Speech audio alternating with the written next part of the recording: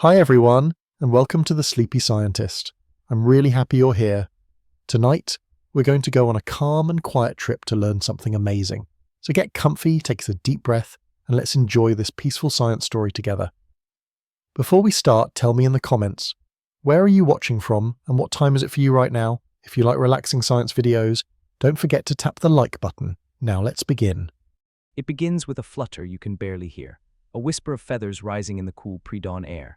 In the hush before sunlight spills across the fields, tens of thousands of tiny wings stir above the earth, carrying ancient maps that no one taught them to read. These are not just birds flying south. These are living compasses, navigating by whispers in the sky, by shadows on the land, and by something quiet and glowing deep inside their minds. The story of bird migration is older than any written language. It began when ice still carved across the land and trees trembled with glaciers. Year after year, birds have traced invisible threads across continents, from mountain to shore, forest to desert, driven not by sight but by memory etched into their blood. Their journeys are soft symphonies of science and instinct, a kind of sleepwalking through the sky.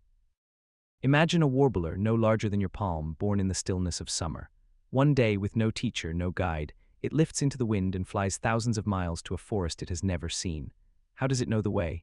Inside its tiny skull, behind eyes that see stars brighter than we do, lives a biological compass, a mysterious system that reads the world like a bedtime story. Scientists once believed birds simply followed the sun. But then came night flights, long ocean crossings, journeys too vast to be explained by daylight cues alone. Slowly, through gentle experiments and silent observation, they uncovered more. Birds can feel the magnetic field of the earth, not metaphorically, truly feel it like a current humming beneath their skin. In their brains, tiny clusters of magnetite crystals act like compass needles, whispering directions as they soar through cloud and silence. You can almost imagine it, the gentle pull of magnetic north like a lullaby humming in their bones. As they glide over mountain ranges and city lights, they are reading a map written in magnetism and memory. Some birds even seem to visualize this force, as if the world is painted with glowing lines, guiding their sleepy flight. But the compass is not their only tool. The stars speak to them too. On clear nights they tilt their heads to the heavens, using constellations like ancient sailors did. A bird hatched in late summer will fix the position of the North Star in its mind and return to it year after year, as faithfully as a lullaby returned at bedtime. The sky is their calendar, their map, their cradle. There is another sense still more hidden, a kind of smell map woven into the air. The wind carries scents from lakes, trees, distant grasses. Some birds use this olfactory trail like a breadcrumb path. In experiments, when their sense of smell is blocked, they often lose their way, flying in wide, confused circles, as though the song of home has suddenly gone silent. All of these senses, magnetic, celestial, and scent-bound, live together inside a bird's mind like soft strings on a harp. When migration season comes, those strings begin to hum. A restlessness takes over. Even caged birds begin to flutter against the bars, longing for the sky. Their feet grow uneasy, their hearts speed up. There is a German word for this, Zugunruhe, migration anxiety, a kind of homesickness for somewhere they've never been. As autumn draws near and days grow short, sunlight shifts.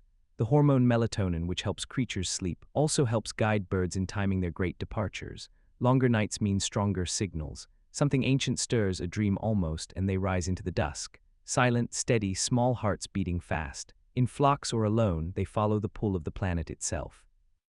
Sometimes migration goes wrong. Storms rise, lights distract, cities confuse. But even then, birds keep trying. Many arrive with tattered wings and hollow bellies. Still they land, and still they remember. The same bird may return to the exact same tree branch year after year, as if no time had passed. Their compass does not forget. Now imagine yourself beneath them. You are lying in a field, face turned to the stars. High above, a river of birds flows through the dark. You cannot see them, but you can feel their passing like a secret current in the night. These are travelers moving not in haste, but in rhythm. Their wings beat with the quiet certainty of trust in the world, in the sky, in something unseen. The compass inside a bird's brain is not loud or mechanical. It is not drawn on paper. It is soft like moss, quiet like fog. It listens to the world more than it speaks, and because of that, it knows the way. So the next time you see a sparrow flitting across the autumn wind, remember this, that even in that small body there may live a map older than mountains, a guide drawn in invisible lines, a compass born of earth and sky. And as you drift into sleep, let that thought settle gently beside you, that somewhere in the dark, soft wings are carrying the memory. of the world across the sky. Let's drift deeper into the wind-traced paths above us. The story of migration isn't only about movement, it is about memory, rhythm, and the soft architecture of trust. Beneath each feathered breast, a heart beats not with urgency but with knowing, a knowing that comes not from learning, but from being born with stars in the blood and maps woven into bone. Birds do not simply fly, they remember. Some return to the same nesting cliffs, tucked in salt-kissed rock year after year. Others, born into a migration that neither parent completes, still find the right path. It is as if their first breath carried instructions in the breeze. In their silence, birds hold the secrets of return, how to find a home they've never seen, how to follow seasons not marked on calendars, but written in the curve of the earth's breath. Consider the Arctic tern, a creature no larger than a book, whose wings carry it from one end of the planet to the other and back again. It chases summer across hemispheres, flying from the icy cradle of the Arctic to the endless blue of Antarctic waters, nearly 44,000 miles every year.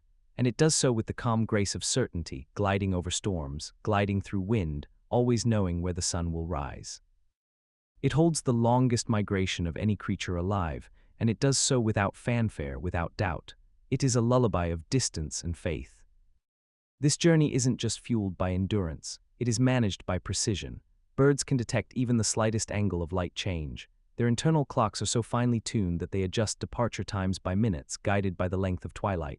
Their feathers molt in time with these travels. Their muscles prepare for weeks in advance. Even their bodies grow heavier with stored fat, not from panic but preparation. They become quiet vessels of patience, ready to ride the sky.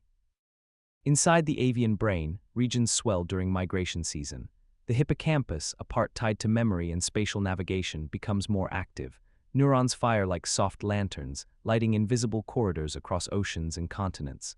Birds don't need trail markers. They carry their roots in neural constellations, shimmering pathways lit by instinct and honed by history.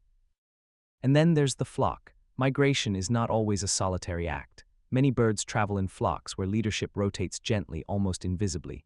Geese fly in V formations, not because it looks beautiful, but because it shares the wind. The bird at the front breaks the air, and the ones behind follow in softened currents. When the leader tires, another takes its place not by command but by rhythm. It is an unspoken kindness, a trust woven in feathers and fatigue. In this way, migration becomes a quiet dance, each bird tuned not just to its own compass, but to the flock's breath. The air between them sings with shared effort. Their wings beat in harmony, creating lift and shelter in motion. They are more than a group, they are one moving thought across the sky. Some birds sing as they fly. Their calls heard in the night are not only music, they are messages, signals, shared coordinates in the dark. Songbirds in particular murmur to one another during long nocturnal flights, checking their place, whispering reassurance. These aren't cries of fear. They are lullabies to the self, to the sky, to each other. And sometimes migration pauses. Birds rest in hidden wetlands, secret fields, ancient stopovers used by generations. These places, scattered across the globe, are more than land. They are memory stations, places where wings lower, hearts slow, and feathers tuck in for a while. There they dream perhaps of the wind or of the scent of the destination. Then as the stars shift again, they rise. No hesitation, no rush, only movement when the moment is right. Not all birds travel great distances. Some migrate only a few hundred miles, moving from valley to valley. Others, like mountain species, travel vertically, up in summer, down in winter, following temperatures like a thread. But whether across continents or hillsides, the instinct is the same. It is a song passed down through the body, through cells that remember seasons. And what of those that falter? What happens when cities grow too bright, too loud? Some birds crash into glass, confused by false stars. Others lose their way when the magnetic field wavers or when signals are drowned by noise. But even then, even with these barriers, many find a path. They adapt, some shift their timing, some shorten their routes. A few even begin new migrations entirely, subtle rewrites of the old story. This too is part of nature's softness, not rigidity, but resilience. You can almost feel it now, the sense of weightless commitment that these travelers carry. They are not seeking adventure. They are not fleeing. They are simply responding to the quiet turning of the earth, to a whisper that says, "Now is the time, the wind is waiting," and they go. The more we study, the more delicate the truth becomes. Migration is not just one thing. It is magnetic, genetic, visual, olfactory, celestial. It is a symphony with many instruments, each bird carrying its own tune, yet playing in harmony with the world. No conductor, just the quiet rhythm of movement, rest, and return. And so, as the sky fades to night and the stars slip into place, you might find yourself looking up. Somewhere above, perhaps miles high, a line of birds is gliding through the dark. You may not hear them, you may not see them, but they are there, stitched into the dusk like a thread of breath. Their wings beat not against the sky, but in time with it. They are not lost, they are not afraid. They are following an old song, one that began before you were born and will continue long after. A song you cannot hear, but somehow in your bones you know. Let that thought rest gently in your chest as the world grows quiet around you. Migration is not a race. It is a dream shared between creature and planet, a promise kept in every wing. Now let's follow the birds to the final stretch of their journey. After thousands of miles across shifting winds, wide oceans, and sleeping forests, they arrive not with fanfare but with softness. No trumpets greet them.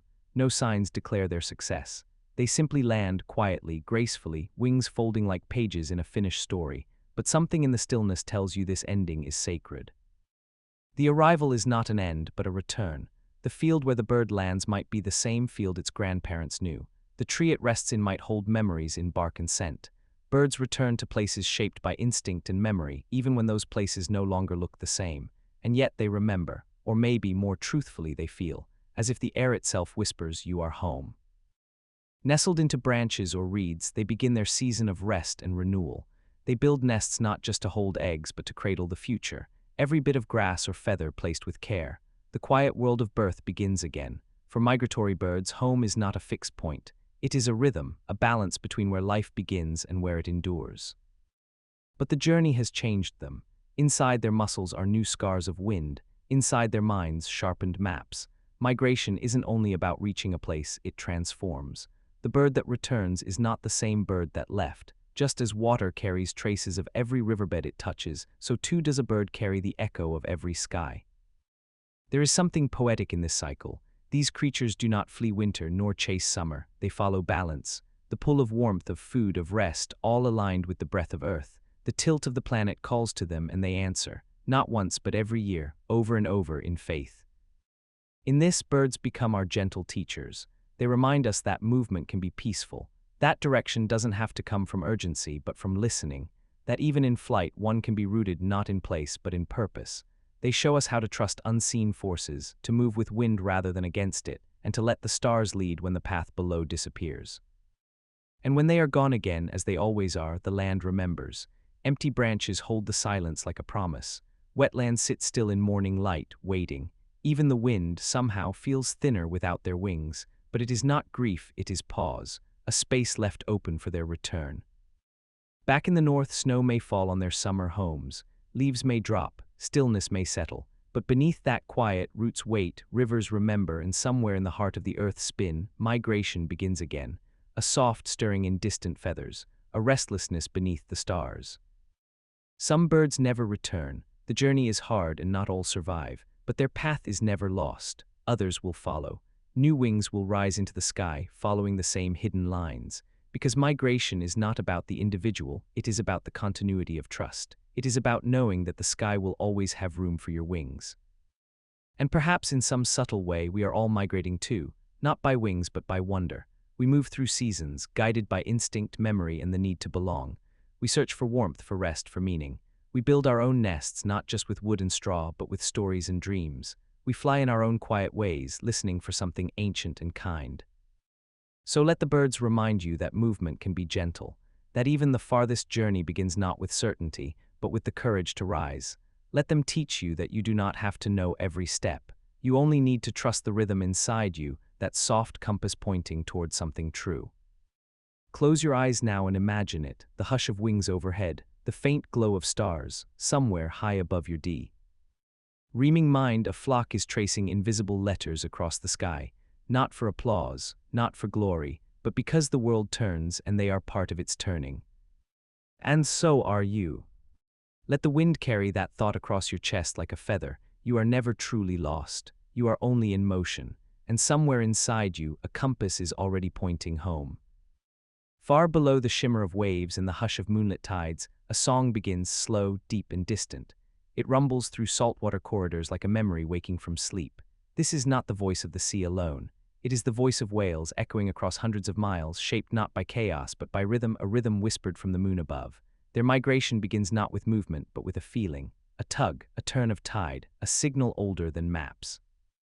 Whales are not creatures of hurry. They drift through the vast oceans with the patience of old stars. Their bodies, heavier than dreams, rise and fall in the water like breath. But beneath this stillness lives a story of movement, one not powered by haste or fear, but by alignment with the sky. The moon, in all its quiet turning, shapes the very water they swim through. It lifts oceans and lowers them, stretching currents and pulling tides. And the whales, like watery astronomers, follow. Imagine a humpback whale leaving the cold feeding grounds of the poles. It begins a journey thousands of miles long, toward warmer seas where it will give birth in waters gentle enough for calves. It does not rush. It follows slow pulses, the turning of the earth, the angle of light, and always, the weightless hands of the moon. The moon does not call to them with sound. It moves the sea beneath them, sculpting a path in fluid. These migrations are among the longest in the animal kingdom. Some whales travel more than 10,000 miles each year, from icy fjords to tropical bays and back again. Along the way, they feed, they sing, they rise and dive like verses in a poem. The route is not random. It is marked by memory and tide, and perhaps even by sound. The ocean is full of echoes of past migrations, of old songs still lingering in the deep. Within the whale's great body lies more than strength. There is a quiet intelligence, a mind shaped by listening. These animals use echolocation, bouncing sounds through water to feel the world around them. But they also seem to feel the Earth's subtle music. In studies, scientists have found that some whales may sense magnetic fields just as birds do. Perhaps, like a compass hum, these fields blend with moonlight and memory to guide their way. The moon's influence does more than stir the tides. It shapes time in the sea. Many marine creatures, plankton, corals, fish, rise and fall in rhythm with the moon. It's a silent clock turning in the dark. For whales, this lunar rhythm may tell them when to feed, when to move, when to rest. Even their births may be tied to it. Calves are often born during new or full moons when tides are highest, offering both safety and warmth. Picture it now, a mother whale in warm, shallow water, her body cradling the newborn calf. Around her, moonlight drips into the sea, silvering the surface. The tides lift gently beneath them, as if the moon is rocking them in its arms. There is no rush, no loud sound, just breath, just presence. A migration paused for love. When it is time to return north, the whales begin again. Slowly, steadily, they move through coastal shallows and deep trenches. Sometimes they sing as they travel, long, haunting melodies that stretch for hours. Each song is unique. Each season brings new phrases, as if the ocean itself is remembering something new. These songs may help whales navigate or connect. Or maybe they are simply offerings to the deep, a way of keeping company with the stars. And in all this, in every movement, every breath, every flick of a massive fluke, the moon keeps turning. Its gravity reaches across the sky and touches the ocean like a whisper. Whales may not see it, but they feel it, in the weight of water, in the rise of current, in the quiet certainty that something beyond the horizon is gently calling them on. Migration for whales is not just a journey of distance. It is a soft cycle of returning, to place, to memory, to instinct. They do not rush forward, nor do they dwell in past waters. They move in time with something ancient and vast, not separate from the world, but part of its turning. And so, as you drift deeper into your own quiet evening, let the thought float beside you, that somewhere in the shadow of moonlight, a whale is moving through the sea, not with urgency, but with grace. Not by map, but by rhythm. A rhythm older than language, shaped by the moon, the tides, and the soft voice of memory. Let's drift deeper into the watery corridors that whales follow, tracing the arc between feeding and birthing grounds, between cold abundance and warm beginnings. These are not simple swims through blue space. They are pilgrimages woven into the skin of the sea, shaped by memory, pressure, and light. The ocean has no roads, no signposts. Yet whales return to the same coastal bays year after year, as though the water itself remembers them. And perhaps it does. Scientists have long wondered how whales maintain such remarkable precision. A gray whale can journey from the Arctic to the lagoons of Baja California, a voyage of more than 12,000 miles, and arrive at the very inlet it left the year before. There are no landmarks visible. No mountain ranges or forest lines to guide the eye, only salt and silence and the gentle tug of tides, and yet they return as if drawn by an invisible thread stitched through the waves. Some believe this thread lives in their magnetic sense. Tiny particles of magnetite, the same mineral found in compasses, are thought to lie within the tissue near the whale's brain. As the Earth's magnetic field drapes across the planet, whales may read it like a softly glowing net. Even in darkness, even in murky water, they feel the curve of the world.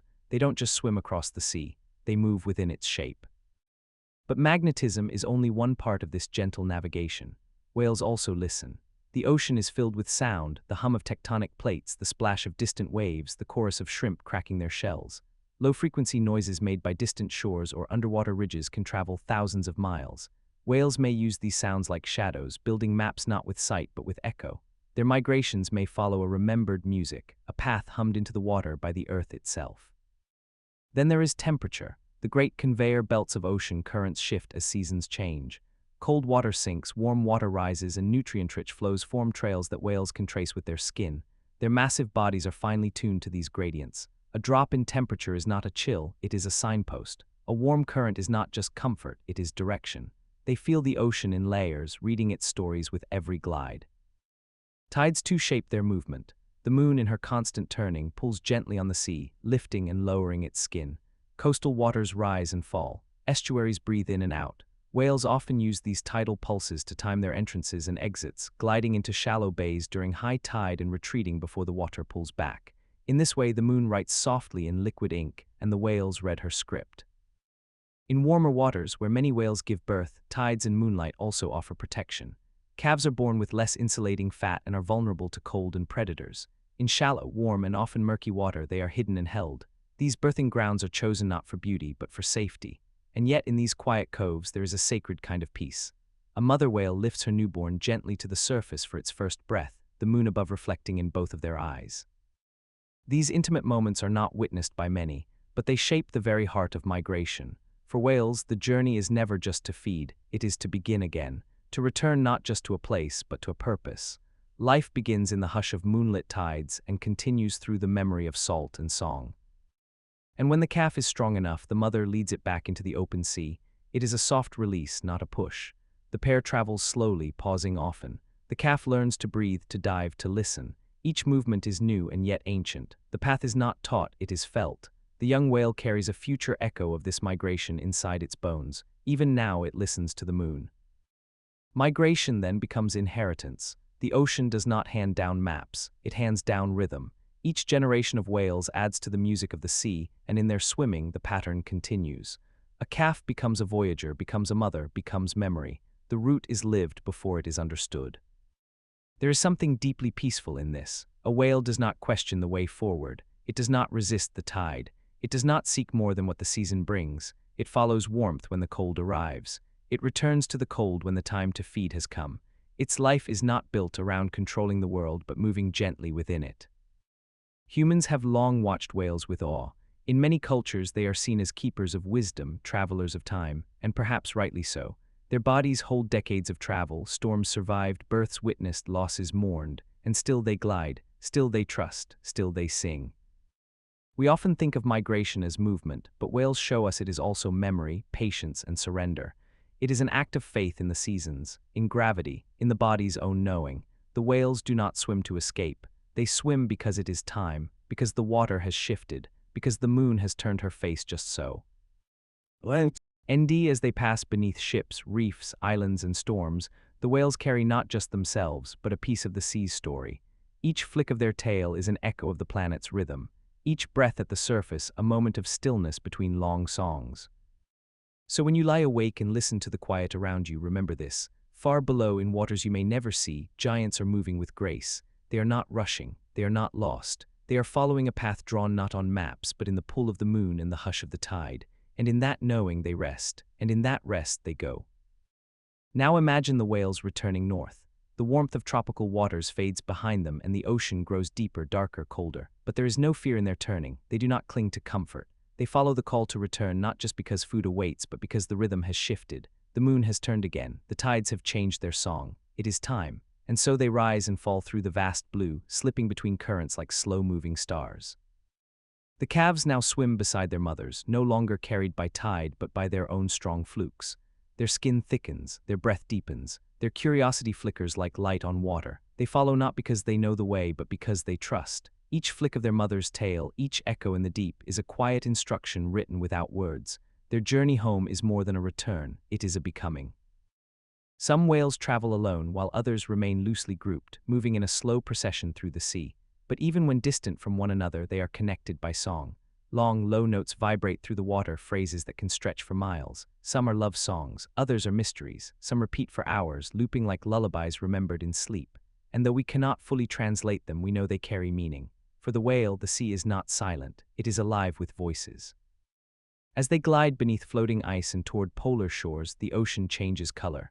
Light slants differently, shadows sharpen, but still the whales press on, their bodies reading the sea like a living book. The feeding grounds are not marked by signs. They are found in cold upwellings where nutrients rise from the deep, where krill bloom like underwater snowfall. These are places of abundance, and the whales arrive just as the feast begins. The whales do not gorge but drift through clouds of krill and fish, mouths open, filtering life from water. Each mouthful is a season's promise fulfilled, and they do not eat mindlessly. They pause between dives, they rest, they breathe. For every long journey there must be recovery. The sea, in its wisdom, offers this too. But the cycle does not end here. Once the feeding season fades, the whales will turn south again, following the same invisible thread pulled by the same moonlight hands. The tides will rise differently. The stars will shift.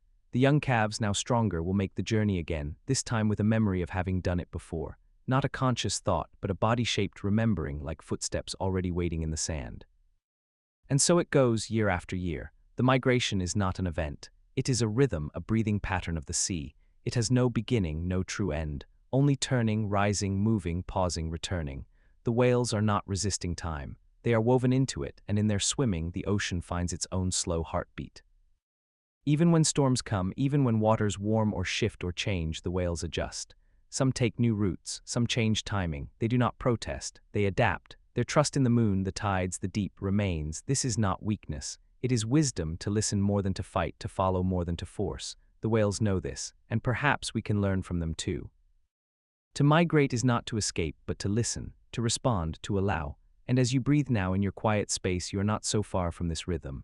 Your own breath rises and falls like a tide. Your thoughts drift, your heart moves with memory. In your chest is the same water that touches whales. In your cells, echoes of oceans. You too are part of the turning. So when the moonlight spills across your pillow, or when a breeze brushes your skin, let it remind you, far below, a whale may be rising to breathe. Not because it must, but because it's time. Not because it knows the way, but because the path has opened. Let this comfort you. Let it anchor you. The moon does not push, it only pulls. And the sea follows, and the whales follow, and somewhere deep inside, so do we. In the silence that follows, hold this thought gently. The world moves not in straight lines, but in gentle circles. Like tides, like songs, like whales through water, returning always not to where they were, but to who they are. Somewhere in a quiet garden, a butterfly lands on a soft petal, wings fold. Like silk curtains in the breeze. To the casual eye, it is just a moment, a small creature resting in the sunlight. But within those delicate wings lies a story older than the hills, more mysterious than the stars. For this butterfly may be thousands of miles from where its ancestors were born, and yet it knows the way back. Not by sight, not by learning, but by something deeper, a memory written in its very being. The monarch butterfly, no larger than a leaf, carries within it a secret journey. Every year these creatures travel thousands of miles from the northern reaches of Canada and the United States down to the sacred forests of central Mexico. They are high in the mountains, they gather in such numbers that trees bend under their weight. Orange and black wings flicker like flames in the fog. It is a migration so vast, so delicate, that it seems impossible, and yet it happens quietly year after year. But here is the wonder. No single butterfly makes the full round trip. The journey spans generations. Those that begin the flight south are not the ones who return north. And yet, when spring arrives, their great-grandchildren flutter back to the same fields, the same branches, the same wildflowers. How do they know where to go? How do they find their way home when no one has shown them the path? Scientists have traced pieces of this mystery. The butterflies use the sun, keeping it at a fixed angle to guide them. Even on cloudy days, they sense the light through a special clock in their antennae, a kind of time-sun map that shifts as they fly. It is precise but gentle, like following a warm whisper through the sky. As they drift southward, they use temperature, wind, and even the magnetic pull of the earth to stay on course. Yet this explains only part of the magic, because something more lives in their wings, a deeper knowing, passed not through words or stories, but through the silent transfer of memory in their genes. Epigenetic whispers, perhaps, traces of scent and wind encoded in their cells. The monarch's journey is not only across land, it is across time. When the butterflies reach the Mexican mountains, they do not scatter. They cluster by the millions, clinging to fir trees in silence. Their wings close like folded paper, and they enter a kind of still dreaming. For months they remain nearly motionless, holding their energy as the cold settles around them. From a distance the trees seem dusted in a strange autumn snow, orange living snow. But when the sun filters through the canopy, wings begin to open, shimmering like stained glass kissed by light. Then as spring approaches, they begin again. The same butterflies that flew south now rise into the sky and head northward, inching back across a continent in careful stages. Along the way, they lay eggs on milkweed plants, leaving behind the next generation, who will continue the journey. Each wave of life carries the root forward, like a soft baton passed hand to wing.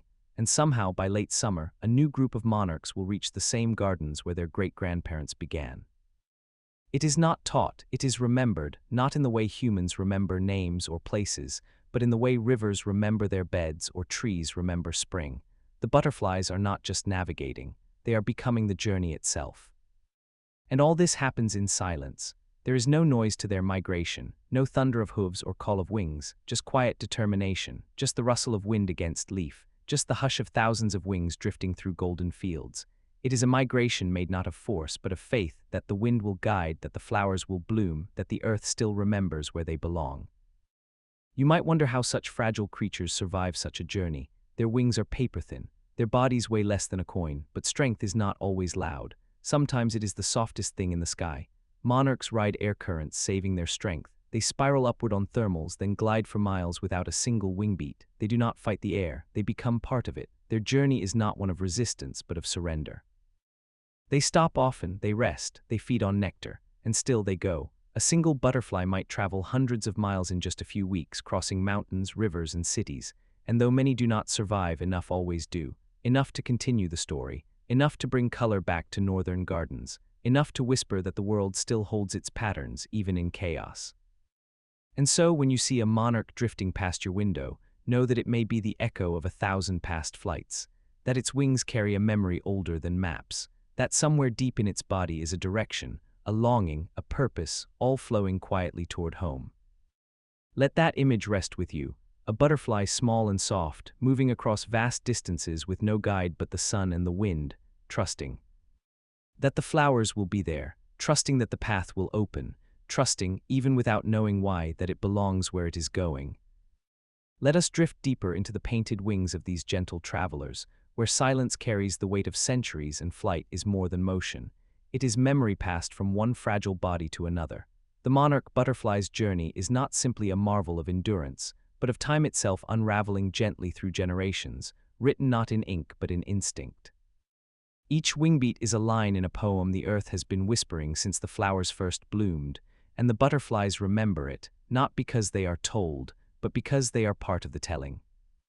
In the early days of spring, a female monarch lays her eggs on the underside of milkweed leaves, as her ancestors did.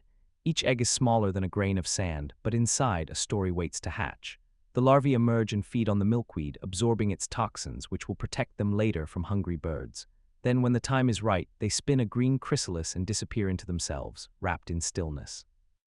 Within that silence, change is blooming, cells dissolving, shapes forming, colors growing from the inside out. And when they emerge, they are no longer crawling. They are ready to fly, to carry the journey forward. This new generation will live only a few weeks, fluttering northward, feeding, laying more eggs, and quietly passing the map onward. They do not know where they are going, and yet they go. It is not knowledge in the human sense. It is rhythm. It is trust. It is the body becoming a compass without knowing how. Each generation rises, moves, and falls. And then near the end of summer, a final generation is born different from the rest. These monarchs do not rush. They do not lay eggs. Instead, they rest longer. They feed more deeply. Their bodies prepare for the long southward journey that only they will make. These are the butterflies that will fly to Mexico, the ones who remember, not through experience, but through something even deeper, a memory so old it breathes through their veins. As they travel south, they begin to form great gatherings, clouds of orange and black drifting down through forests and across prairies. People see them passing and pause in awe, sometimes without even knowing why. Because something about them speaks of something we have forgotten. That home is not always a place but a pull. That return does not need explanation. It only needs listening. When the monarchs reach the mountains of Mexico, they do not scatter. They converge. The oyamel fir trees rise into the mist, and the butterflies wrap themselves around every branch, every trunk. They cling to one another for warmth, millions of wings tucked into stillness. And in this silence they wait. They wait through the cool months, sleeping lightly, dreaming perhaps of milkweed and sun. These forests are not just resting places. They are sanctuaries of return, places where something ancient and invisible touches the earth. The butterflies do not gather there by accident. These mountains are uniquely suited, the perfect altitude, the perfect chill, the perfect stillness. And so they come year after year, generation after generation. Scientists believe they use the angle of sunlight, the scent of the land, and subtle magnetic cues to find their way, but no one knows for certain. And maybe that's part of the magic. While they rest, something in the world prepares to turn. The light begins to shift, the winds soften, spring edges closer. And then when the time is right, they rise again, slowly at first, a stirring of color, a shimmer in the trees. And then thousands lift into the air, their wings catching the morning sun. They do not rush, they glide, they spiral upward, caught by thermals, rising into the sky to begin the long road home. They will not make it all the way. Along the way, they will leave behind eggs, and those eggs will hatch, and new butterflies will take up the journey. It is not a failure. It is the design. The migration is not a single act. It is a thread carried by many hands, or rather many wings. It is a shared remembering, a story no one individual holds, but that lives through them all. And in this there is great beauty, because the monarch's journey reminds us that purpose does not need permanence, that to contribute is enough, that even a short life can carry a long memory, that what we pass on matters just as much as what we complete. The butterfly does not grieve that it will not see the end. It flies anyway. It trusts that others will continue, that the story will unfold as it should. Imagine for a moment if we lived that way, each of us holding a piece of something larger, flying our part of the path, trusting others to carry it forward. What tenderness might that bring? What peace? The monarch butterflies teach us that remembrance can be soft, that the journey home is not always direct, and that the path is sometimes longer than one lifetime, but still it matters, still it is beautiful, still it is true. And so, the next time you see a butterfly hovering near a flower, or drifting above a field, know this: it may be carrying the memory of forests you have never seen. It may be following a trail written in sunlight and silence. It may be the great-grandchild of a traveler who once rested in that same place, waiting for spring. Let that image settle in you like light through a leaf, warm, quiet, certain. The butterflies remember even when they've never been. They return even when the way is long, and they do it not with force but with grace, with trust, with wings. Now let us follow the butterflies as their journey reaches its soft resolution. Spring has unfolded across the continent, and the land is waking with color. Wildflowers bloom, trees stretch toward the sky, and the air carries the sweet breath of growing things. In this world of renewal, the monarchs return not as a single being, but as a stream of life flowing through generations. The ones arriving now are not the ones who left the Mexican forests, yet they carry the same purpose, the same invisible pull. They return as if called by the earth itself. The northern fields await them. The milkweed has emerged once more, tall and green, holding out its broad leaves like open hands. Monarchs flutter gently through gardens and meadows, their wings moving like delicate fans. Each one pauses to rest, to feed, to lay the seeds of another chapter. There is no urgency in their movement, just a quiet presence. A reminder that even after miles of sky, they still know where they are. And so the cycle completes. The monarchs return to the same regions their ancestors once touched. They land on familiar stems, drink from old flowers, and leave behind the beginning of yet another story. The journey is not marked by trumpets or celebration. It is humble, natural, undisturbed, yet in its simplicity lies a grandeur more enduring than monuments, the grandeur of trust in the rhythms of life. Scientists have long tried to trace the exact mechanisms behind this memory, the hidden compass that guides a creature so small across a continent. But even with all their instruments, the full mystery remains. The butterflies navigate by sunlight, by magnetic field, by internal clocks. Yes, but they also seem to move by something less measurable, a kind of longing, a direction that lives not in the mind but in the body. It is not calculation, it is feeling. And that feeling, whatever it is right. There are moments, too, when the journey is threatened. Climate shifts the timing of seasons. Wildfires scar resting grounds. Milkweed fields are plowed and paved, but still monarchs appear. Not in the same numbers, perhaps, but enough to carry the thread, enough to remind us that even fragile wings can hold strong memories, and where there is memory, there is return. Some communities have begun to plant milkweed again, to create pockets of welcome across the land. Gardens become way stations. Roadsides become pathways. People pause to watch a butterfly land and realize they are part of the story now, not just as observers, but as caretakers of this fragile route through the sky. The monarchs do not ask for much: a flower, a place to rest, a patch of wind, and in return they offer something priceless, a vision of persistence that is quiet and sure, a reminder that even small lives can span great distances, that even soft things can be strong. As summer deepens, the butterflies continue to flutter through the land, visiting gardens, forests, farms. Some will remain near where they emerged. Others will begin the southward journey again. New generations will rise, some will fly, some will wait, but all are part of the same song, a song sung not with voices, but with color, with flight, with faith. And so, when you see them, and you will, let them teach you something. Let them teach you that home is not always behind you. Sometimes it is ahead. Sometimes it is a place you've never been but still remember. Let them teach you that memory can live in the body, that direction can come from stillness, and that the journey matters even if you do not see the end. As you rest tonight, imagine a single butterfly lifting gently into the sky, carried not by strength but by belief. It does not know the whole path, only the next breeze. It does not need the entire map, only the sun on its wings. And that is enough. That has always been enough. Let that image settle quietly in your mind, a life so small, a journey so long, and yet through all things it remembers. It remembers not just a place but a promise, that it will find the way, that the world still holds room for return. And in that gentle knowing, let your breath slow, let your thoughts drift, because just like the butterfly, you too are always becoming, always. Wise returning, always remembering your way home. It begins with a shimmer, a glint of light bending off a translucent wing. A dragonfly hovers in still air, its body suspended like a compass needle between sky and water. It darts forward, then pauses, then glides again, as if tracing an invisible map only it can see. This is not random motion. This is memory in motion. The dragonfly, so small and so ancient, is on a journey longer than most birds, older than most rivers. It is following a sky map, drawn not with ink, but with instinct, wind, and the tilt of the earth itself.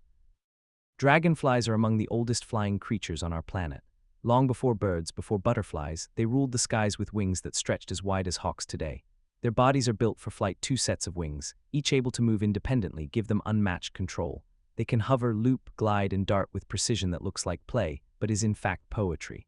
And hidden within this poetry is a kind of migration that scientists are only beginning to understand. While many think of dragonflies as creatures of ponds and lazy afternoons, some species are long-distance travelers. The globe skimmer dragonfly, Pantala flavescens, is believed to complete the longest migration of any insect on Earth. From India to Africa and back again, it crosses entire oceans in stages, riding the monsoon winds with a kind of quiet bravery. It weighs less than a paperclip, and yet it soars across hemispheres.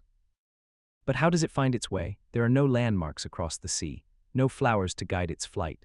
What guides the dragonfly is something deeper, something elemental. It feels the direction of prevailing winds, senses shifts in humidity, follows the scent of water from miles away.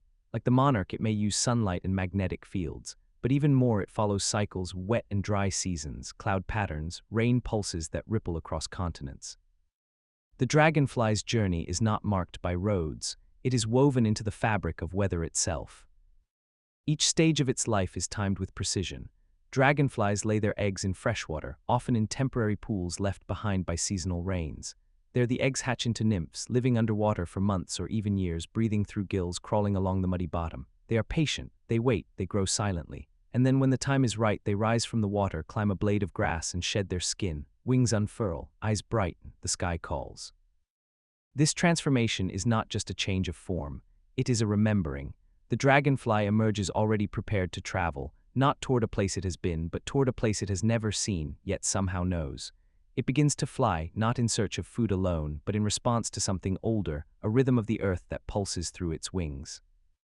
The globe skimmer doesn't make the full round trip in a single lifetime. Like the monarch, its migration is multi-generational. One group flies from India to East Africa, laying eggs in seasonal ponds. The next generation hatches, grows, and continues the journey, perhaps toward the Maldives, perhaps southward with the winds. Each dragonfly flies its own part of the path, yet the whole is never lost. The map is carried forward, not in memory, but in becoming. The world they travel through is delicate. Storms can rise suddenly, winds can shift. The water they seek may dry before they arrive, but they keep going, carried by purpose that has no language, only direction. They are not searching for a destination. They are following an unfolding, a sky story written in cloud and current. You can almost picture it, thousands of tiny dragonflies moving across the sky like sparks in a windstream. They are barely visible from the ground, silent, unnoticed, and yet they carry with them the shape of continents, the whisper of rain, the memory of distant water. They do not fly to be seen, they fly because it is time. When they land, it is never for long, a drink, a rest, a moment of stillness.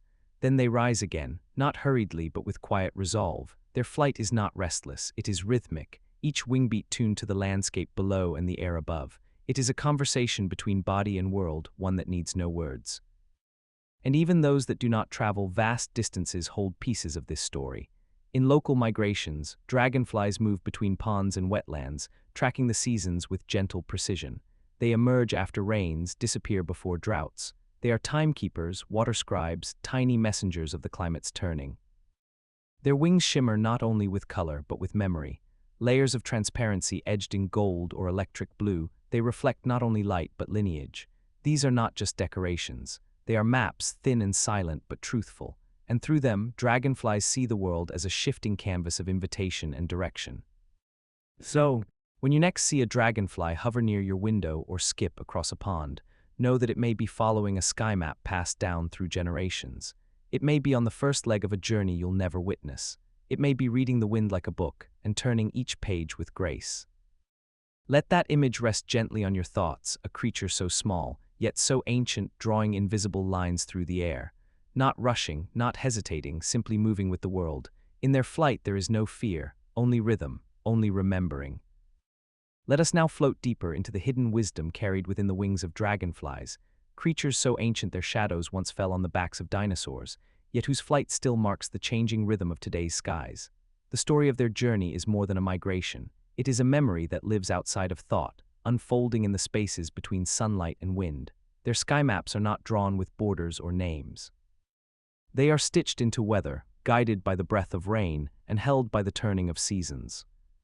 When the monsoon begins its slow sweep across the Indian subcontinent, skies darken with promise. Humidity thickens, clouds pile like mountains, and rain falls with a kind of kindness, filling dry basins, painting the land green, waking seeds and sleeping eggs. This is the call to rise. In still pools where dragonfly larvae have waited in silence, the signal has arrived. They climb reeds, break free of their aquatic shells, and spread new wings toward the heavy sky. The newly emerged dragonflies do not linger. Within days, they are airborne, joining a movement that few eyes see. Thousands of globe skimmers lift into the atmosphere, carried not by instinct alone, but by the language of air. They ride thermals and catch tailwinds that lead them southwest across the Arabian Sea toward East Africa. It is a path with no guideposts, yet it repeats year after year, a loop of faith stretching across time. The first leg of their migration takes them over vast expanses of water. Here, there is no place to rest, no tree to land upon, just ocean below and sky above. Yet they go. Their wings beat steadily, and they glide when they can, rising and falling with the wind's gentle push. Scientists have recorded them flying at altitudes of over 1,000 feet, moving with flocks of birds, sharing the currents like companions in a silent exodus. And still their path is not random. It is tuned to the pulse of the planet. Dragonflies chase the rain. They follow the blooming of temporary pools, the greening of dry lands. The monsoon does not only nourish the soil, it sketches the route for these sky travelers. When rain begins to fall in East Africa, dragonflies arrive not long after, drawn to the freshly formed puddles and wetlands where they can lay eggs, beginning again what their ancestors began.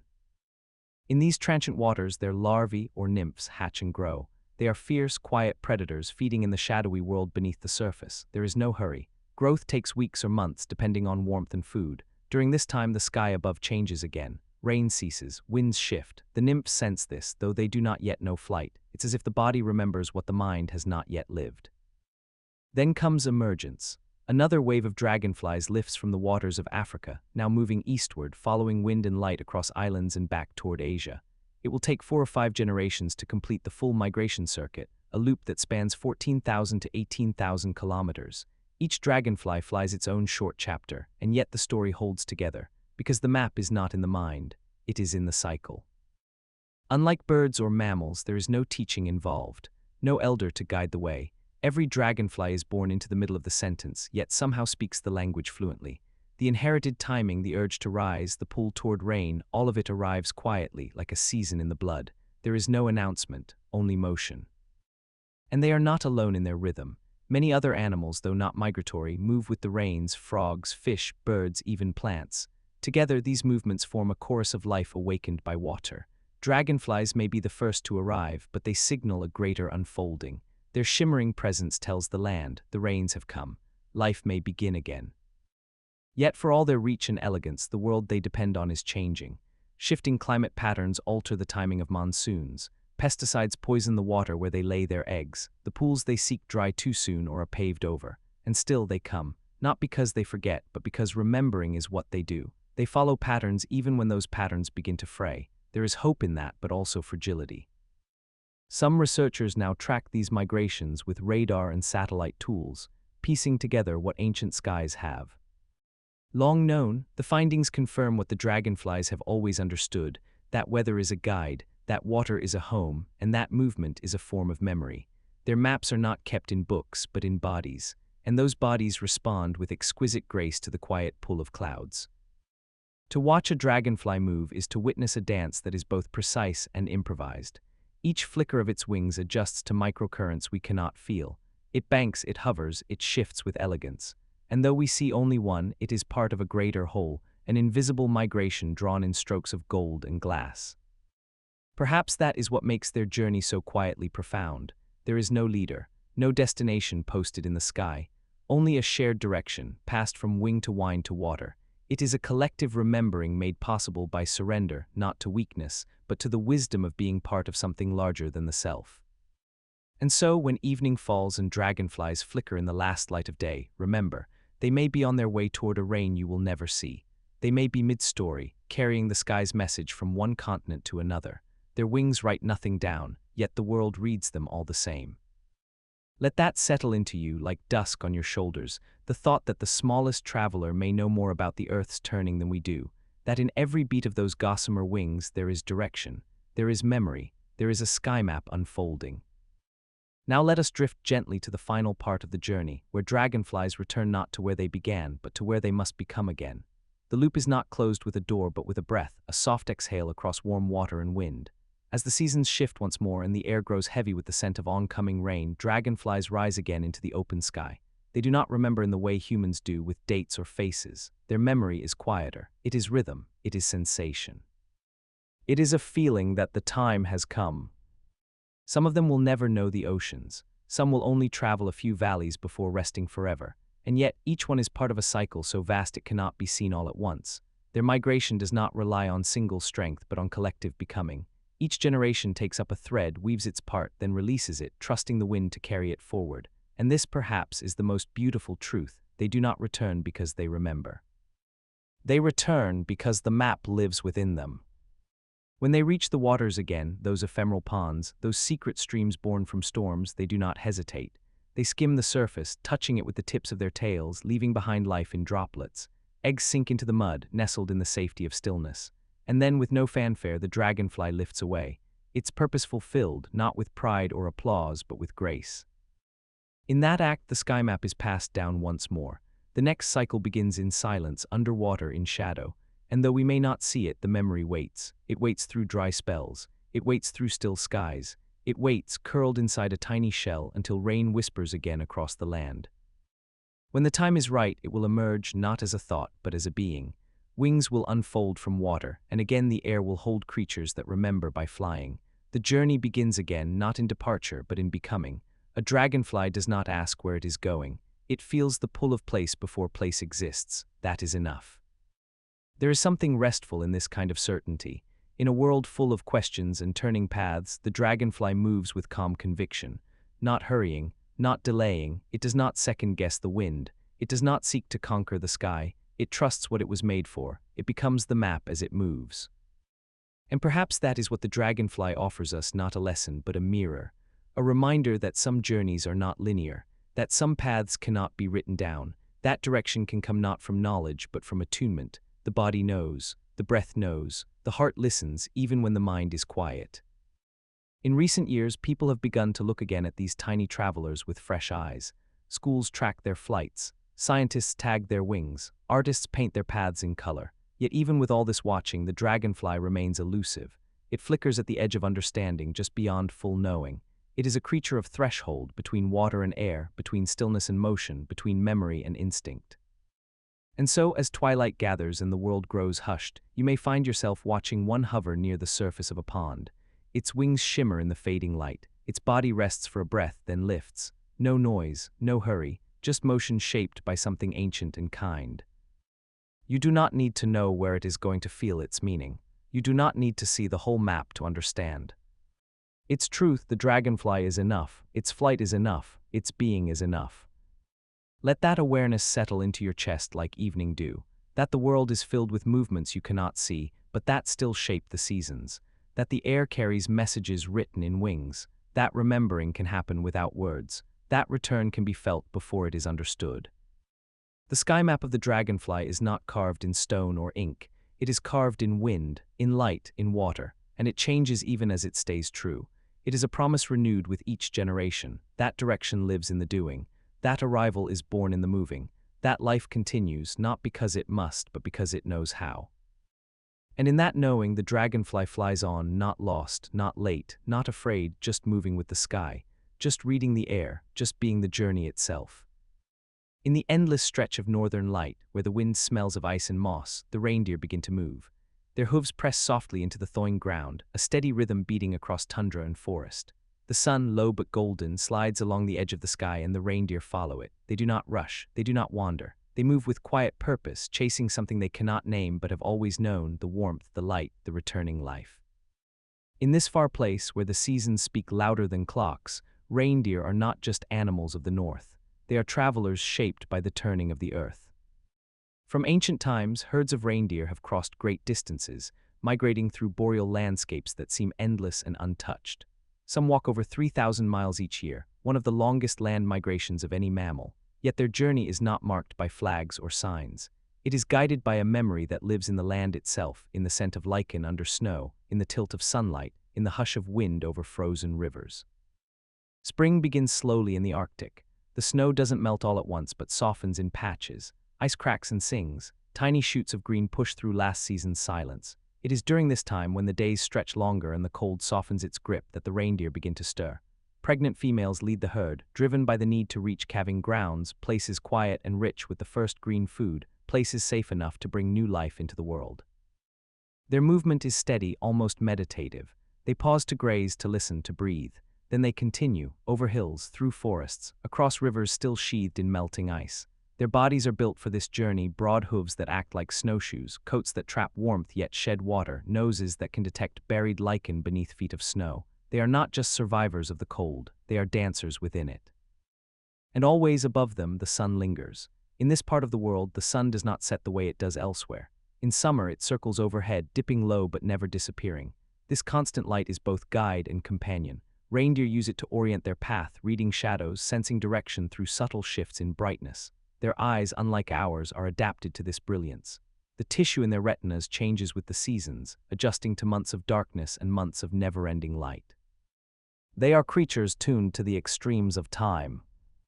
Along their journey, they encounter other life. Arctic foxes watching from rock crests, geese flying overhead, wolves trailing in the distance. Yet the reindeer keep moving, not with fear but with flow. Their calves are born en route or shortly after arrival. Wobbly-legged and wide-eyed, they find their balance quickly, urged onward by necessity and instinct. A newborn calf can stand within minutes and walk within an hour. In this land, motion is safety, stillness is risk.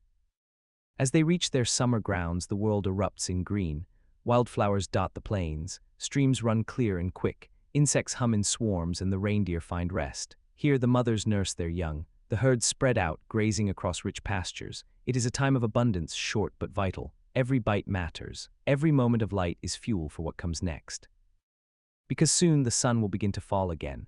Slowly, almost imperceptibly, the days will shorten, the air will sharpen, the plants will grow stiff and brittle, and when the reindeer feel the shift not as a thought but as a stirring deep in muscle and bone, they will begin their return.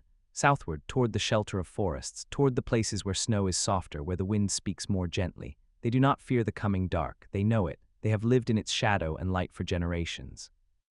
Their migration is not circular, not exactly.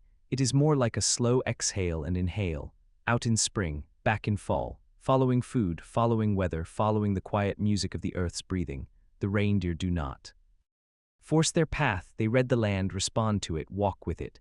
When the rivers swell, they swim. When the snow hardens, they press forward. There is no command, no map, only the knowledge that to move is to survive. And always the sun leads. Whether rising in golden arcs or absent behind winter clouds, it shapes their timing, their behavior, their inner clocks. Even the calves, not yet a month old, feel it. They lift their noses to the breeze. They watch the shadows change. They learn, without being taught, how to follow the light. To chase the sun is not to reach it. The reindeer know this. The sun will always stay just beyond the ridge, just out of reach. But still they follow, because the journey is not about catching. It is about becoming attuned, becoming part of the turning world. The migration is not an escape. It is a return to what was, to what will be, to the rhythm that never breaks, even when the world feels still. Let that image linger in your thoughts, a line of reindeer, small against a vast northern sky, walking not to flee but to follow. Not because they are lost, but because the earth is speaking and they are listening. Step by step, hoof by hoof, always in motion, always toward the light. Let us walk now beside the reindeer as summer deepens and their world hums with quiet activity. The tundra, though short-lived in its greenery, bursts with life in this season of light. The calves, once trembling with newness, now leap across grass and moss with playful certainty. Their legs are steadier, their curiosity sharper.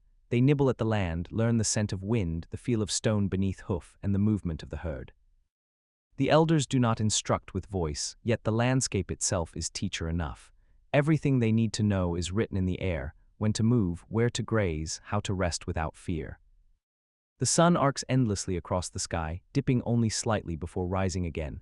Night becomes a suggestion rather than a presence. Under this lingering daylight, plants grow quickly. Lichen spreads like a soft script across the rocks, berries swell in clusters. Insects rise in shimmering clouds. This time is sacred, fleeting, and the reindeer know it. They graze with rhythm, moving steadily from patch to patch, never staying too long in one place. Their grazing is not greedy.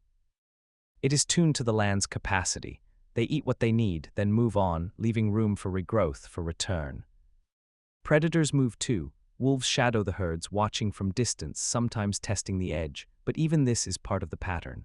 The wolves do not hunt in chaos, and the reindeer do not run in panic. There is a long familiarity between them, an ancient understanding between hunter and herd. Some will fall, yes, but the herd continues. It always has, it always will. In the quiet hours of these endless days, you might find a reindeer standing still, eyes half closed, head raised to catch the faint breeze. It is not sleeping in the way we do. It is listening to the ground, to the sky, to the turning of the season. Rest comes in pieces here. A few minutes of calm, a slow blink, a pause beneath a clouded sun, then movement again. Migration is not a race, but a rhythm, and the reindeer follow it like breath. And now, almost imperceptibly, that rhythm begins to shift.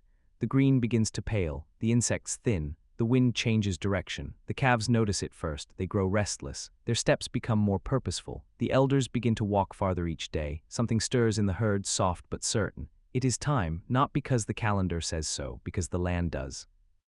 The great turning begins again, southward now, back through forests tinged with golden moss, across rivers grown cold and fast, over hills where the sun now dips lower than before. The herd grows more compact. Mothers keep calves closer. They move in longer stretches, pausing less often. The light itself begins to fade earlier in the day. Shadows stretch. The air carries a different scent, less flower, more frost. Bulls that had wandered alone during the summer now rejoin the herd. Their antlers heavy, their breath thick. The energy shifts. There is more tension, more movement. It is the rutting season, a time of challenge and mating, of testing strength and will. Yet even amid these contests, the migration continues. No one lingers. The need to move overrides all else. Winter is approaching, and the herd must reach shelter before snow seals the land. As they travel, the reindeer pass through remembered places, old trails marked not by sight but by familiarity. A bend in a river, a certain stone outcrop, a patch of ground where the moss feels different. They do not name these places, they feel them. The calves follow now with more certainty. Their steps match those of the adults. What was once new has become known. And always the sun lowers, days shorten, darkness returns not with violence but with gentleness. The sky becomes dusky blue. Stars reappear. The northern lights flicker across the horizon, green ribbons dancing in silence. Reindeer have seen these lights for thousands of years. Perhaps they do not understand them as we do, but they move beneath them as if in conversation, as if the lights are part of the path too. The cold returns, crisp at first, then deeper. Frost forms along grasses, then snow, yet the herd keeps moving.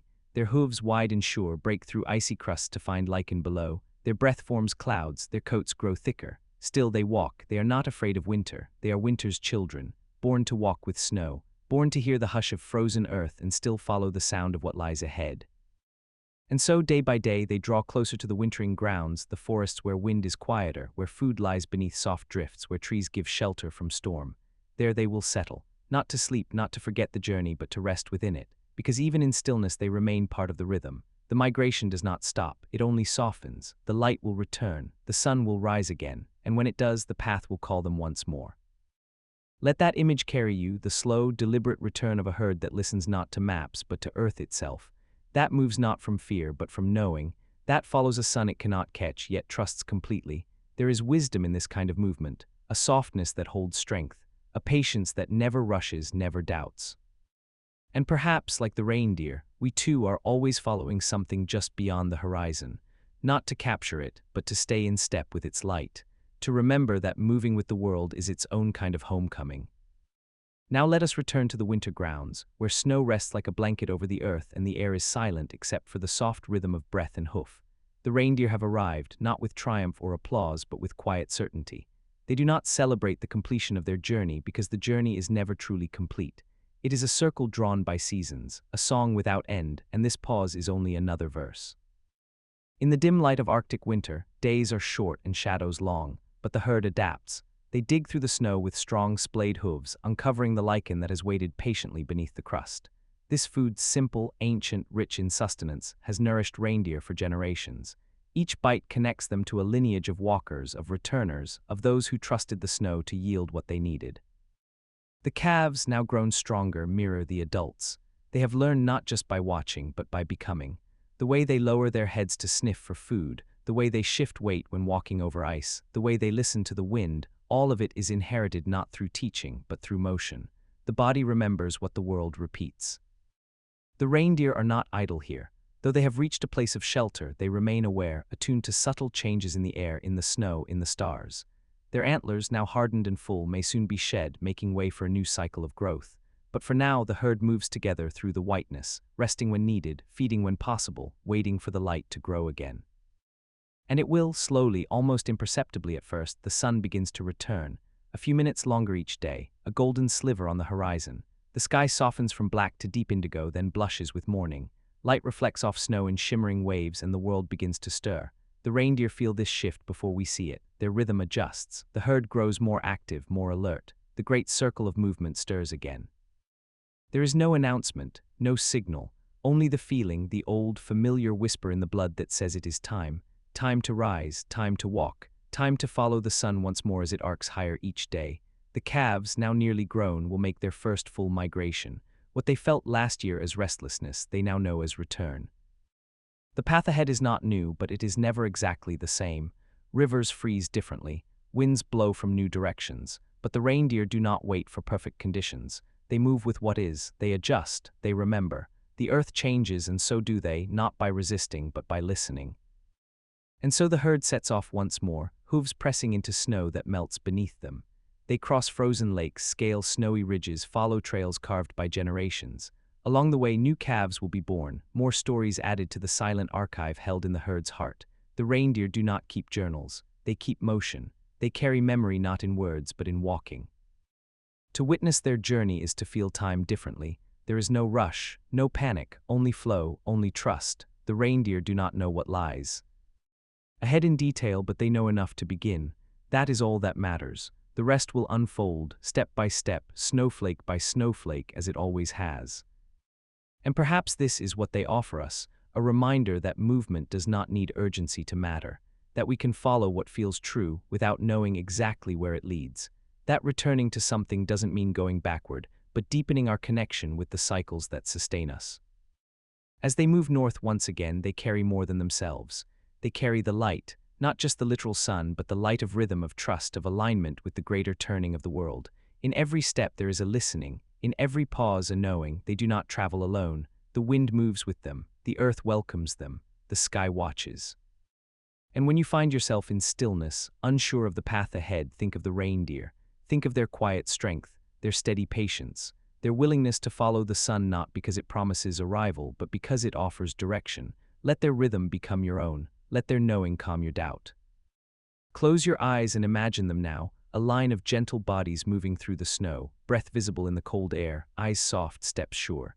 They do not seek glory, they seek belonging, and they find it again and again by moving in time with something larger than themselves. And so the reindeer chase the sun, not to catch it but to walk with it, not to possess it but to remember who they are in its light. And in that remembering, they teach us, we too can move without fear. We too can follow what feels right. We too can find home, not in stopping, but in the grace of continuing.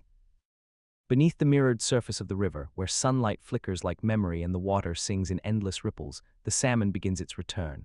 It has been gone for years, swimming through vast oceans, beneath stars it cannot see and currents it cannot name. But now something shifts, not in the sea, but within. A signal rises like a distant bell, the pull of a place it barely remembers, yet has never forgotten. It is time. And so the salmon turns, leaving salt behind and facing the long road home. This is not a journey of exploration. It is a journey of remembering. The salmon's body becomes its compass, tuned to the scent of its birth river like a key in a lock. Water molecules carried on invisible currents drift into its gills and awaken a path. It begins to swim not just with direction, but with longing upstream, against the pull of gravity, toward a place etched not in maps, but in the blood. From the moment a salmon hatches, it begins storing a sensory memory of home. The mineral taste of its stream, the temperature of spring water, the rhythm of shade and light, all of it imprinted in the soft code of instinct. As it drifts downstream in its youth, carried by the current, it gathers clues. And then after years at sea, through storms and predators and shifting tides, it returns not by calculation but by feel. There are many kinds of salmon, each with their own pattern, but they all share this one astonishing trait. They return to the exact place they were born. Not just the same river, but often the same stream, the same gravel bed, the same bend beneath the same overhanging tree. This is called natal homing, and it is one of the great mysteries of nature. How they do it remains partly unknown. Scientists believe it is a combination of magnetic sensing, celestial cues, and most importantly, olfactory memory, a scent map that guides them across hundreds, sometimes thousands of miles. As they swim from the open ocean toward freshwater, their bodies begin to change. Their skin darkens or reddens, their shapes shift, their organs prepare for a final transformation. They stop eating. All their energy becomes devoted to swimming, leaping, pushing through the narrowing channels of their past. They do not hesitate. They do not turn back. They remember. The journey upstream is one of effort and faith. The salmon faces rapids, waterfalls, shallow creeks, even man-made dams, and yet it climbs. Not with strength alone, but with belonging. Each leap is a whisper, this is where I began. This is where I must return, and in every splash there is purpose. The river is not gentle, it demands everything. Rocks scrape bellies, current fights every stroke, but still the salmon moves forward, upstream, always upstream. The current that once carried it away now resists, and yet it pushes through. It passes trees bending low, stones smoothed by centuries of water, branches casting shadows that feel familiar. The world is different than it was, but the memory holds. This journey is not made in solitude. Other salmon swim too, each on its own course, each tracing its own memory. They do not travel in tight schools, but rather as individuals drawn toward a shared idea, home. Their paths cross and diverge like threads in watt. Touching for a moment, then drifting apart. Each one carries its own timeline, its own sense of when and where to turn. Some rivers run clear. Others are clouded with glacial dust. Some are long and winding, others short and steep. But wherever the river runs, the returning salmon finds it, and in doing so becomes part of a story older than human memory, a story of return, of devotion, of closing the loop not because it must, but because it is right. You can imagine it now, a salmon rising from the deep, shining with sea light, entering the mouth of a river under the pale curve of the moon. The water changes around it, less salty, more familiar. The temperature cools. The pull sharpens. It swims faster, not with panic but with precision. It is not guessing. It is remembering. And in that memory lives everything, the shape of stones, the scent of leaves, the drift of moss. These are not facts to the salmon. They are feelings, impressions that have never left. As it moves, it re-enters the shape of its origin. It does not question the path. It becomes the path. Let that image settle beside you, a creature returning not with doubt, but with certainty, tracing an invisible thread back through time. The salmon swims not toward a destination, but toward a promise. One it made with the river long ago, when it was barely more than breath and scale. And now the river waits, quiet and cold, ready to receive what it once gave. The salmon draws near, carrying with it the memory of oceans, of depth, of distance, and the yearning for home. As the salmon moves farther into freshwater, the world shifts around it. The blue vastness of the ocean fades behind, replaced by the narrowing channels of rivers that twist and climb through stone and soil. The current sharpens, the flow resists, yet the salmon pushes on. It is not the same fish that once drifted downstream with the current. Its body has changed. Its skin glows with a new hue, its muscles are lean with purpose. Everything in it speaks of return. And as it climbs, the water whispers reminders of where it began, the soft curl of a pebble, the smell of pine-swept air, the cold thread of mountain snowmelt in its gills. It swims alone now, but not without presence. The river is full of memory. Each bend, each pool, each sound of falling water holds echoes of its birth. It feels not just like a place, but like a calling. And the salmon answers, stroke by stroke, leap by leap. Even when the river splits, even when choices appear left or right, shallow or swift, the fish does not hesitate. It chooses without thought. Its body remembers the path. The journey is long, days stretch into nights, and still it swims.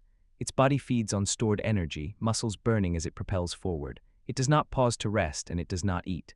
The hunger is not for food, but for arrival. A hunger to complete the circle that began in still water under spring light, when it was barely more than a flicker of silver life. Storms come, the river rises. Logs drift in the current, and still the salmon climbs. It leaps waterfalls taller than itself, hurls its body upward into spray and turbulence, then falls back, then leaps again. Failure does not matter. The current may push it down a dozen times, but the memory of up remains stronger. Each fall is answered with another rise, and eventually it clears the obstacle, not with force, but with faith. This return is not a luxury, it is life. If it does not reach the place it was born, it cannot spawn. And so every stroke is a choice made without choosing, forward, forward, always forward. Past predators that wait in shallows, past shadows that flicker from above. The salmon is exposed here, no longer protected by the vastness of the sea, but it does not retreat. It was not made for retreat. Along the way, the world begins to narrow. The river thins, trees lean closer, rocks grow sharper. The sky appears in slivers between branches. There are fewer other salmon now. Some have turned back, confused. Some have stopped, exhausted. Some have been taken. But those that remain keep moving, each one bearing the invisible thread that pulls it onward. And when the salmon finally reaches the stretch of river where it began, it does not need confirmation. The gravel smells right. The current feels like home. The shadows fall just so across the water. It circles slowly, not in confusion, but in reverence. This is the place. This is the end of the journey and the beginning of something else.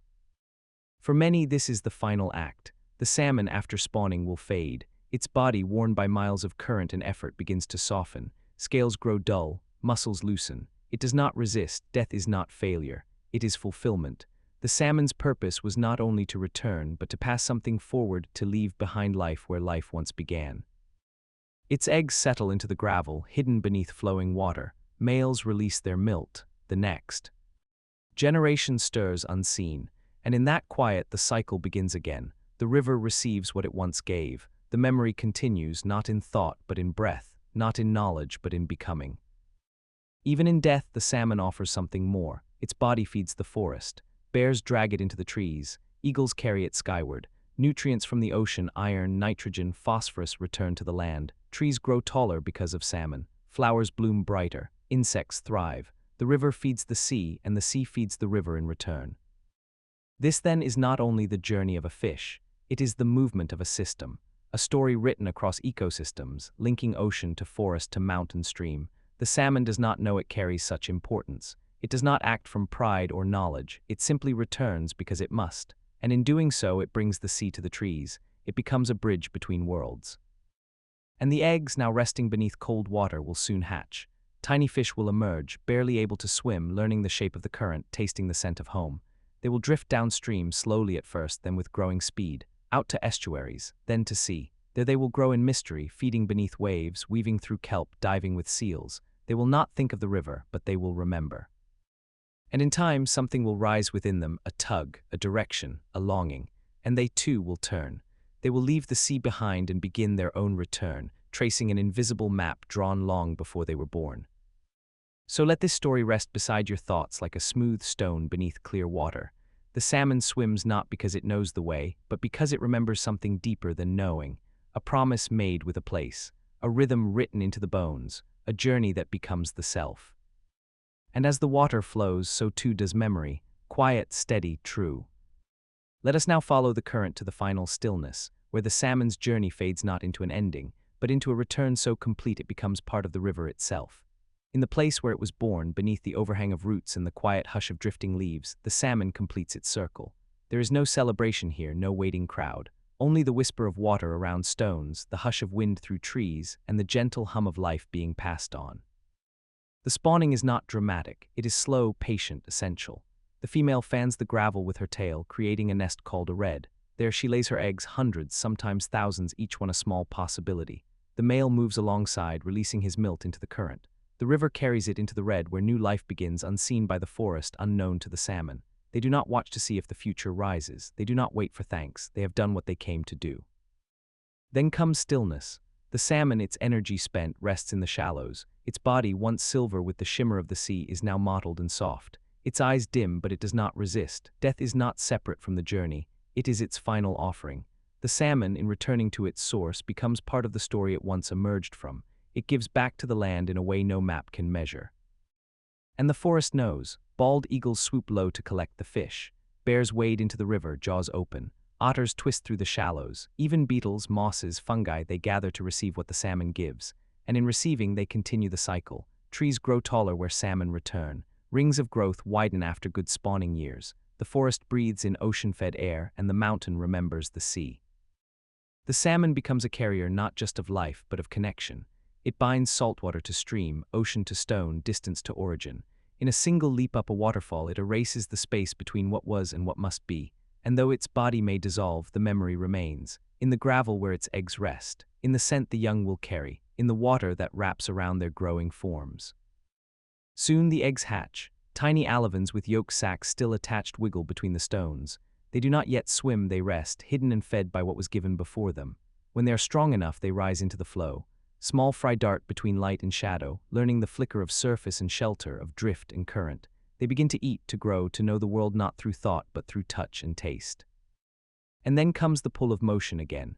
As they become smolts, their bodies shift, preparing for the salt of the sea. They begin the long descent downstream, through streams and rivers, past otters and osprey, under bridges and fallen logs. The current carries them through the same places their parents once swam, but they do not know that, they only know forward. At the river mouth, freshwater fades into brine. Estuaries stretch like soft sighs into ocean's open arms. The salmon pause here, adjusting, learning to breathe differently, to feed on new things. Then, with no clear signal, they slip into the deep. For years, they will live there, feeding, growing, becoming strong. Some will travel thousands of miles across the Pacific, following cold currents rich with food. They will see light fall through kelp forests, feel the pull of lunar tides, swim with creatures they do not recognize and will never see again. And yet in every cell the memory waits. A seed of direction lies dormant, buried but unbroken, until one day when the time is right, when the ocean's temperature softens, when their bodies swell with readiness, the memory stirs. The turning begins. Without instruction, they start the long return. It is never guaranteed, many will not make it. The sea holds predators. The rivers carry dams and diversions. The water warms too soon or too late, but still some return. Enough, always enough. They find the river mouth as if it were a door they were born to open. They begin the climb again, now older, heavier, shining with the deep light of distance. And so the pattern holds. The salmon do not forget. They carry home not as a thought, but as a direction so complete it becomes movement itself. To be a salmon is to be a thread in a tapestry, not the whole, but part of what makes the whole hold together. Each journey is a single line, and together they draw a map that includes mountain and sea, past and future, beginning and ending braided like currents. In this we find more than biology. We find wisdom. That returning is not failure. That going back does not undo growth. That sometimes the bravest act is not to venture outward, but to come home to the place where your life began, carrying with you everything you've become. So let the salmon remind you of something gentle and deep. That memory is not always sharp. Sometimes it swims through you in silence. That what you are seeking may not be new, but ancient. That the path ahead may also be the one behind. That to follow what you feel is not weakness, but wild, enduring grace. And when the river inside you starts to whisper, "Come back, begin again," may you listen. May you follow. May you find the place where you began, and in reaching it, become whole. High above the whispering waves, in a sky wide enough to hold both sun and silence, the Arctic tern begins its journey. It rises from the rocky edges of the northern world, its wings small and sharp like the tip of a feathered needle, stitching together the poles. No creature on Earth travels farther in a single year, not whales, not wolves, not wandering birds of prey. From the Arctic to the Antarctic and back again, the tern traces an invisible thread across the planet, carried not by force, but by the memory of wind. Its body is light, almost weightless in the hands of the air. Its wings slice through cloud and sun, through rain and hush, gliding more than flapping, reading the air like a second language. It does not wander. It follows a rhythm that circles the globe, a figure-eight path across oceans and seasons, always moving with the light. The Arctic tern chases summer. It lives in nearly perpetual daylight, journeying between the farthest points of warmth on Earth. Born in the northern summer, often on a stony beach or tundra plain, the chick hatches under a sky that rarely darkens. It is fed by two parents who have already crossed oceans to be here, returning to the place they once fled in ice. The chicks grow quickly, feathered in gray and soft hush. And then before the cold begins to close around them again, they lift into the wind, guided by something silent and ancient. The tern's path is not a straight line. It bends and flows with the weather, curving with the coastlines, spiraling along trade winds and upwelling currents. Some birds follow eastern Atlantic routes, others arc westward over the Americas. But all are drawn toward the long summer at the bottom of the world, where Antarctic waters shine with bright life and icebergs drift like floating poems. They travel not for spectacle, but for survival, to feed, to fly, to live always with the sun. Their migration is vast, over 40,000 miles round trip, yet they do not rush. The tern moves at the pace of the wind, adjusting its course with the grace of a leaf on a stream. It feeds as it goes, dipping down to pluck fish and small invertebrates from the sea. Each catch is quick, efficient, silent. It wastes no motion. Every wingbeat is calculated in the quiet language of endurance. What guides it is still a mystery. Scientists believe Arctic terns use the Earth's magnetic field to orient themselves like many migrating animals, but it is more than that. They read the stars, the tilt of light, the smell of air over salt. They feel the shape of pressure in the sky. Their memory is not just of geography, but of motion, where the air was soft, where the food was PL. And Tranquil, where the light lingers longest. When storms rise, they do not panic. They move around, they glide higher, they wait. Their wings are designed not to fight the sky, but to belong to it, and in this belonging they travel farther than any other being on wings. By the time they reach the Antarctic summer, the world has flipped. The sun hangs long above glacial cliffs. The ocean bursts with krill and fish. Terns skim the surface like whispers, darting and weaving, their shadows dancing just beneath the waves. They do not stay long, just enough to feed, to gather strength, to complete the loop. Then the whisper calls again, northward now, and they rise into the wind that first carried them south. There is no home in the human sense. The Arctic tern belongs to both poles, to the air in between, to the curve of the earth beneath its wings. It is not tied to one place but to the journey itself. Its life is motion. Its memory is made of distance. And when it returns to the Arctic again, having circled the planet, it does so not with exhaustion but with grace. It lands near the place where it began, perhaps not the exact patch of gravel, but close enough for the air to feel familiar, for the wind to hum a remembered tune. There it nests. There it begins again. Let that image carry you for a moment, a bird lighter than your hand, tracing the horizon in a global arc, never lost, never hurried, always where it needs to be. Its wings do not rush. Its heart does not race. It simply moves with the world, with the light, with the certainty that motion itself is home. And in that certainty there is peace.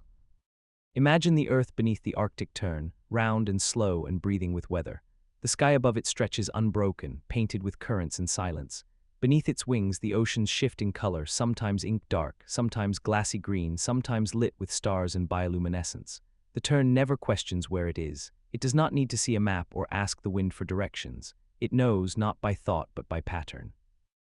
It listens to the world in a way humans have long forgotten, by feeling the turn of air, the tilt of warmth, the shape of invisible roads drawn in pressure and pull. As the tern flies, it crosses continents without landing. It passes over ships, islands, cities it never touches. It sleeps in flight, resting half its mind at a time while the other watches sky. There is no fear in this motion, only knowing. The journey does not tire it, it nourishes it. Motion is its rest, distance is its rhythm. It drifts low over coral reefs, over fog-laced fjords, over sunlit surf where dolphins leap and flying fish shimmer like coins tossed in wind. It eats as it glides, dipping its slender beak into the waves for silver flickers of life. Each movement is minimal, each choice efficient. The tern never wastes. It simply follows the long pulse of the planet. And yet, for all its grace, the Arctic tern's journey is not easy. Storms rise in the tropics, sending towers of thunder and wind into its path. The polar fronts lash it with freezing rain. There are predators in the sky, and below the waterline skuas, gulls, even orcas. But the tern does not resist the world. It weaves with it. It bends when the sky bends. It climbs when the clouds deepen. It pauses, hovers, adjusts, and then moves on, always on. As it passes the equator, the light shifts. The sun becomes more vertical, the heat dense. It skirts weather systems, riding the edges of thermals and trade winds. Other migratory birds appear now, frigate birds with long forked tails, petrels with endless glides, but none go as far. None tie the ends of the earth together with their wings, only the tern. It reaches the Southern Ocean by late November, where the ice begins to melt and the summer sun spins in circles above the horizon. Here, among floating shelves and creaking glaciers, it finds rest. Not on land, it rarely lands, but in the slowed rhythm of feeding and floating. The Antarctic waters are rich with life. Krill swarm in masses. Fish glimmer like scattered jewels. Whales sing below the surface. The tern dances above it all, a silver whisper in a silver world. Other terns arrive too, tracing different paths but drawn by the same call. Together, they fill the air with silent intention, weaving across currents like threads through cloth. Their voices are sharp and brief, a language of direction more than conversation. They do not need to say much. They are all part of the same memory. And in that space of light and cold, something ancient settles into place. The tern does not think about the Arctic, but its body holds the shape of return. As the sun begins to tilt once more, the pull of the north awakens. Without signal or siren, it lifts into the air again, turns with the wind, and begins the long flight home. This moment is not dramatic, it is quiet, certain. The tern does not pause to decide, the movement is all real. Die inside it, it begins to fly not out of need, but because the world has turned, and so it must turn too. The northbound journey is no less vast, but the path is not repeated exactly. The tern uses a different route, one that arcs wider across the ocean, following new winds, new food. It does not cling to symmetry. It trusts the shape of difference. It knows that return does not always mean retracing. Sometimes, to go back is to discover again. And along the way, it sees what few creatures ever do, the full length of light across the spinning world. From the near-constant sun of the Arctic summer to the hovering glow of the Antarctic, it lives with the longest days. Its life is stitched with brightness. It does not chase light out of fear of darkness, but because light holds the warmth of food, of growth, of sky open enough for flight. When finally it approaches the Arctic again, the land has shifted. Ice has retreated. Flowers bloom across the tundra. The rocky shores hum with insects and the calls of waiting mates. It lands where it was born, not by calculation, but by pull. It nests in hollows among stones, where the grass is sparse and the air smells of salt and cloud. There it lays its eggs, pale, speckled, silent, and when they hatch, the circle begins again. The chicks will grow under endless daylight, fed by tireless parents who have just returned from the bottom of the earth. And though they do not know it yet, the wind already sings their path into their bones. The sky is not something they will learn, it is something they are becoming. And so the tern reminds us, memory does not always live in the mind. Sometimes it lives in the wings, in the way we tilt toward what feels right, in the quiet promise that we can follow what we feel and still arrive. To move, to return, to begin again, not with fear but with flight, that is the wisdom of the tern. In the hush of a northern summer, beneath a sky that refuses to darken, the Arctic tern rests for a moment, not in stillness but in quiet motion. The journey it has made, again and again across years, is not worn upon its body. There are no medals, no lines drawn behind it in the air. And yet the distance it carries lives in its wings, in the way it tilts through wind as if it remembers not just where it's going, but who it has always been. For some, the journey continues over decades. Arctic terns can live more than 30 years, which means they may travel more than 1 million miles in their lifetime, the equivalent of flying to the moon and back twice. But they do not count miles. They do not celebrate distance. They simply follow light, follow seasons, follow a thread so fine and faithful that it becomes part of their bones. As the tern glides over ocean and ice, continent and current, it becomes more than a bird. It becomes a rhythm, a heartbeat of migration. It ties together the poles with its wings, bringing the breath of the south to the north and the memory of cold to the places where warmth blooms. Wherever it flies, it carries part of the earth with it, salt in its feathers, sunlight in its eyes, wind folded gently beneath each wing. In its flight there is no rush. It is not chasing something it lacks. It is not escaping what it fears. It flies because the sky is open, because the earth turns beneath it, and because to move in harmony with the world is its way of being. It does not need questions answered. It does not ask why the light draws it. It simply follows, and in doing so becomes the answer itself. There are years when storms rise higher, when food becomes scarce, when the winds turn strange. But even then the tern finds its way. It shifts, it listens, it adapts. Its journey is not a line etched in certainty, it is a dance with change. It reads the sea like a moving page, its beak and body tuned to every ripple. In this softness it survives. In this patience it thrives. Back in the Arctic, the chicks it left behind are growing. They stretch their wings, mimicking the movements of their parents. They chase wind along the coast, feeling how it lifts, how it pulls. And when their feathers are ready and their bodies strong, they too will lift into the sky. They will not ask where to go. They will already know. The map was written into them before they cracked their shells. So they fly, fledglings, not with fear, but with wonder. They cross lands they've never seen, guided by winds they've never felt, toward a place they cannot name. But they go. And as they do, they step into a story that has no beginning and no true end. A story of circles of seasons, of light and return. And somewhere over an empty sea brushed with pale cloud and shimmering air, they meet the rhythm of their ancestors. Thousands of Arctic terns, scattered but not lost, drifting in an unseen constellation across the globe. Each bird moving not in isolation but in harmony. A sky full of memory, a sky full of movement, a sky stitched Y. TH wings. The earth watches them pass. It does not speak, but it shifts in response. The patterns of plankton, the pulse of fish, the rising of wind, all trace the path of these birds. The world breathes through them. Their presence is not loud, not demanding, but it matters. The tern does not try to be important. It simply is, and in being it teaches.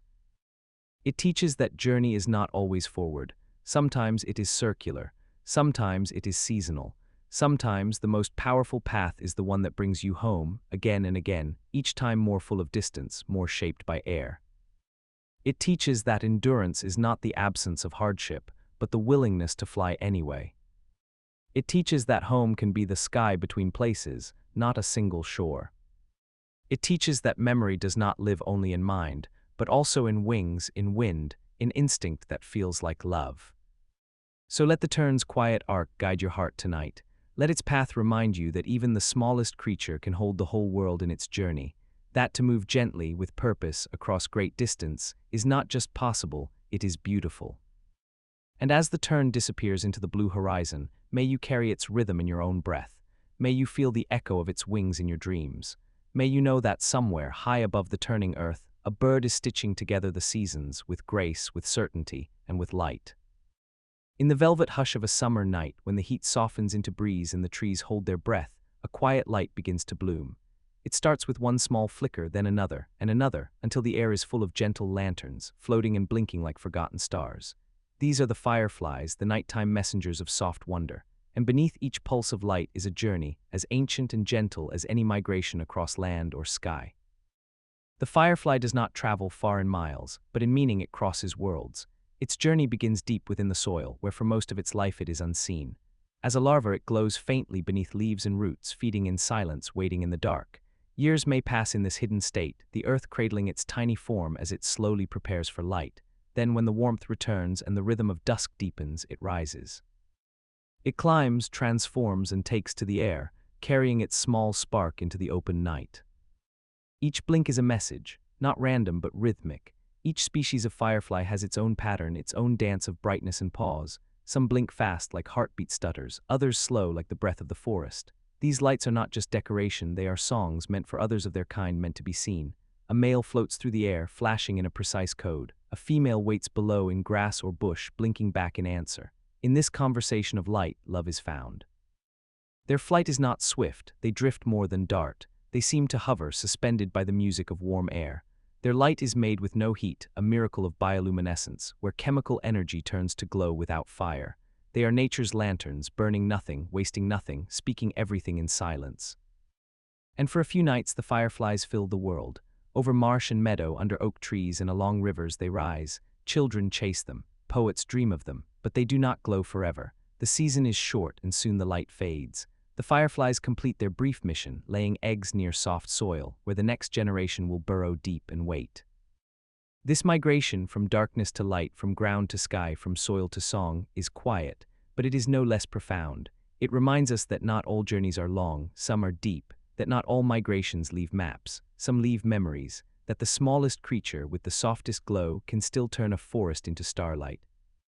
And when the fireflies vanish, when the night grows still again, the memory of their glow lingers in the heart, a reminder that there is beauty in briefness, that even the smallest light can guide, that somewhere beneath the soil new lanterns are waiting, and they too will rise.